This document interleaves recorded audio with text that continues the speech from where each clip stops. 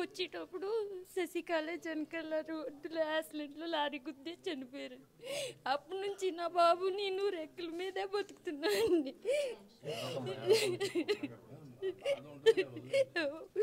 ఇప్పుడు పవన్ కళ్యాణ్ గారు, బొల్చెట్టి శ్రీను గారు నాకు సాయం చేసి నా బాబుకి నాకు 5 లక్షలు ఇచ్చారండి.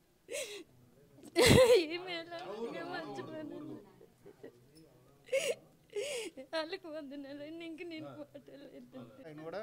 తిరిగేవారండి, చాలా ఇష్టంగా ఉండేవారు. చాలా ఇష్టం అండి. పవన్ కళ్యాణ్ సభ్యత్వం తీసుకున్న మూల వేళ నాకు 5 లక్షలు వచ్చినాయి అన్న సాయానికి. ఇప్పుడు లారీ ఇన్సూరెన్స్ కూడా వస్తుందమ్మా నీకు.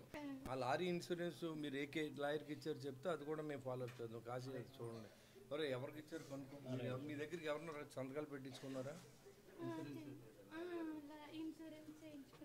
అది వస్తుంది, అది ఆ డబ్బు కూడా వస్తుంది. పిల్లలు జాతర చూసుకుంటాడు. 10th fail అయిపోయాడండి. వాళ్ళు ఆడిపోయారని బెంగతో ఫెయిల్ అయిపోయాడు. మళ్ళీ రాయించమ్మా, మళ్ళీ రాయించు. నేను బొల్చెట్టి శ్రీను గారి వీరాభిమాన్ని, అలాగే కళ్యాణ్ గారికి కూడా వీరాభిమాన్ని. నేను జనసేన వాలంటరీ చేసిన కారణంగా ఇందులో మన తిరుపతి వెంకటరమణ గారు మార్చి 6వ తారీఖున కాలం చేయడం జరిగింది.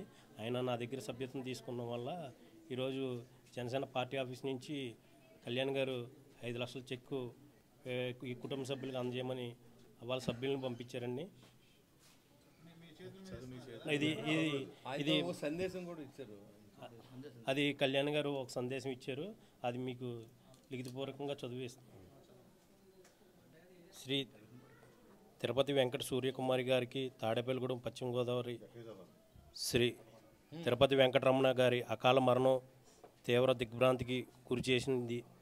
ఆయన మృతి పట్ల పార్టీ తరపున హృదయపూర్వక సానుభూతి తెలియజేస్తూ ఆయన పార్టీకి అందజేసిన నిరాడంబర సేవలు, మరవలేని పార్టీ సిద్ధాంతాలకు కట్టుబడి ప్రజాసేవ కోసం పరితపించిన తీరు మరవలేనిది. ఆయన నాయకత్వం పట్టి మా పార్టీపై ఉంచిన నమ్మకం, దృఢకల్పం ప్రతి కార్యకర్తకు ఆదర్శ, ప్రజల కోసం, సమాజ హితం కోసం ఆయన చేసిన సేవలో స్ఫూర్తిదాయకం.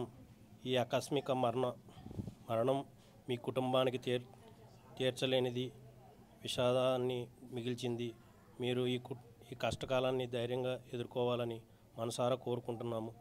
ఈ క్లిష్ట సమయంలో మీ కుటుంబానికి జనసేన అండగా నిలుస్తుందని, ఆయన కార్యకర్తగా ఉన్నప్పుడు పార్టీ కల్పించిన బీమా సదుపాయం కింద మీ కుటుంబానికి 5 లక్షల సాయాన్ని అందిస్తూ, ఇది చిన్న మొత్తమే అయినా అది మీ కుటుంబానికి ఎంతో ఊరట కలిగిస్తుందని భావిస్తున్నాం. ఈ కష్ట సమయాన్ని మీరు ధైర్యంగా ఎదుర్కొంటారని ముందుగా సానుకూలంగా మనస్ఫూర్తిగా కోరుకుంటున్నాం. ఇట్లు మీ పవన్ కళ్యాణ్.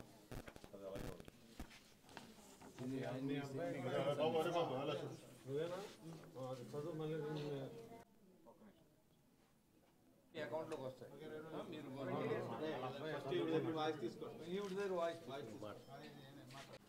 జనసేన పార్టీ క్రియాశీలక సభ్యుడు తిరుపతి వెంకటరమణ గారు అకాల మరణం చెందడం, యాక్సిడెంటల్గా ఆయన మార్కెట్కి వెళ్ళి ఇంటికి కూరగాయలు తీసుకొస్తూ లారీ యాక్సిడెంట్లో చనిపోవడం పార్టీకి తీరం లోటుగా, అదేవిధంగా కుటుంబానికి చాలా విషాదం మిగిల్చి ఆయన వెళ్ళిపోవడం, దాన్ని మన జనసేన పార్టీలో సభ్యత్వం చేయించుకున్న ఆయనకి పవన్ కళ్యాణ్ గారు ఇమీడియట్గా ఇది మేము ఆఫీస్ తెలియపరిచిన వెంటనే ఇన్సూరెన్స్ మాట్లాడి 5 లక్షల రూపాయలు ఆ కుటుంబాన్ని ఆదుకునే విధంగా ఎంతో కొంత సాయం చేయాలి, ఆ కుటుంబం రోడ్డు మీద ఉందని చెప్పి ఆయన 5 లక్షల రూపాయలు ఈరోజు మా టీం సభ్యులందరినీ కలిసి మరి పార్టీ ఆఫీస్ నుంచి కూడా టీంని పంపించి ఇక్కడ చేసిన వాలంటీర్తో సహా అందరూ బాధ్యత తీసుకుని ఆ కుటుంబాన్ని ఆదుకునే విధంగా జనసేన పార్టీ పట్టేటువంటి ఇటువంటి కార్యక్రమాలన్నీ కూడా జనసైనికుడు మనం ఇచ్చి భరోసా, జనసేన పార్టీలో జాయిన్ అయితే ఆ కుటుంబాన్ని భరోసా ఇచ్చే విధంగా ఇవాళ పవన్ కళ్యాణ్ గారు చేసినటువంటి ఈ కార్యక్రమం భారతదేశ చరిత్రలో ఇంతవరకు ఏ రాజకీయ నాయకుడు కూడా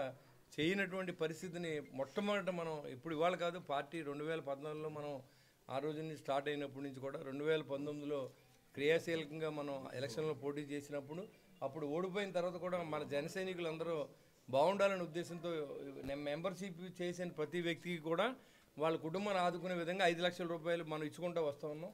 దాంట్లో భాగంగా ఈరోజు తిరుపతి వెంకటరమణ గారి కుటుంబానికి 5 లక్షల రూపాయలు మన జనసేన పార్టీ తరఫున పవన్ కళ్యాణ్ గారు ఆదేశాల మేరకు టీం సభ్యులు, మేము, వాలంటీరు, మా కార్యకర్తలు, కాశీ గారు, పాలూరు వెంకటేశ్వరరావు, సుబ్బరాజు గారు, అదేవిధంగా మా పుల్లా బాబీ గారు, ఇక్కడ మా వీర మహిళలు అందరూ కలిసి ఈ కార్యక్రమాన్ని వారికి అందుబాటులో ఉంటాం. అదేవిధంగా వారికి ఏ కష్టం వచ్చినా జనసేన పార్టీ కుటుంబ సభ్యులను ఆదుకునేందుకు జనసేన పార్టీ తరఫున ఎమ్మెల్యే గెలిపించిన నేను కూడా మీతో ఉంటానని చెప్పి తెలియజేసుకుంటూ ఈరోజు వారికి మీరు ఏదైతే ఫార్మాలిటీ చేయాలో అన్నీ పూర్తి చేసి వచ్చిన వెంటనే 4-5 రోజుల్లో మీ అకౌంట్లోకి మీ డబ్బులు వస్తాయమ్మా. ఈ కాగితం జాగ్రత్త పెట్టుకోండి, మీకు ఇచ్చే ఆధారం ఇది. Thank you very much. వాళ్ళకి ఏం చేస్తారు ఏమంటే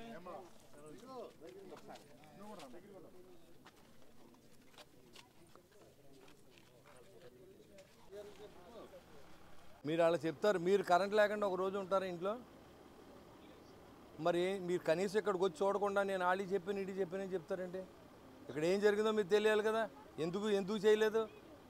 వాళ్ళకి నువ్వు చెప్తావు, మీరు వాళ్ళకి చెప్తాం, వాళ్ళు మీకు చెప్తాం కాదు. వీళ్ళకి పని అవుద్దా అవదా లేకపోతే నేను చేయించాలా?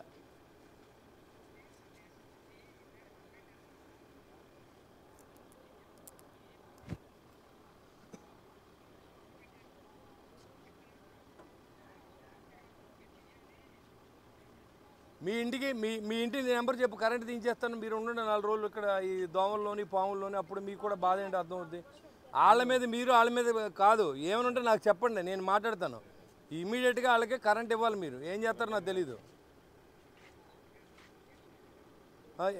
మెటీరియల్ ఎక్కడ ఉంటో చెప్పు, నేను తెప్పించిస్తాను. ఎవరి దగ్గర? సరే, నేను ఎలాంటి టిట్కోడ్తో చేయవు సార్, టిట్కోడ్తో మాట్లాడి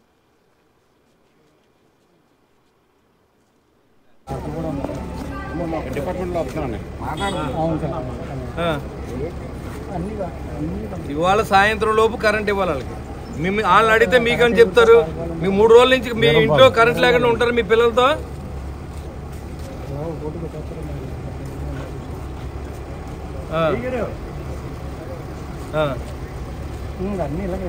సాయంత్రానికి నేను సాయంత్రం వస్తాను మళ్ళీ. అప్పుడు మీరు ఈ లోపల చేయించండి. ఏ కూడా చెప్పాను.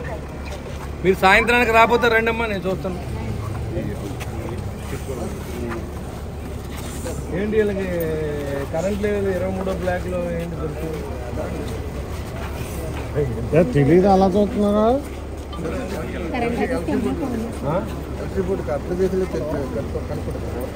మీరు ఎక్కడ ఉంటారా? కాదు, మీ ఇల్లు ఎక్కడ? కరెంట్ తీసేస్తే 3 రోజులు ఉంటారు మీ పిల్లలతో? కాదు, ఏం పోయిందో మరి వాళ్ళేమో 3 రోజులు అయిందో ఎవరు చెప్పారే? ఎవరు చెప్పారమ్మా? మీరు ఎవరో తెలియదు అన్నారు. మీరు ఆపారంట కదా.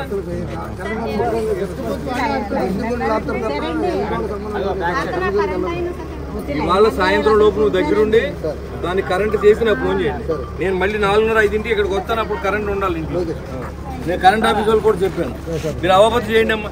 కొంచెం మీ ఇంటి ముందు మీరైనా శుభ్రం చేసుకోండి అమ్మా. ఎవరు చేస్తారమ్మా మన ఇంటి దగ్గర పని? మన ఇంటి దగ్గర కళాపు వేసుకుంటాం, మన ఇంటి దగ్గర సొంత ఇల్లు వేసుకుంటాం. సొంత ఇల్లే కదా ఇది. ఆ ఏళ్ళు అడవిలో పెరిగిపోతుంటే పట్టించుకోండి. 15 మంది ఉంటారు కదా.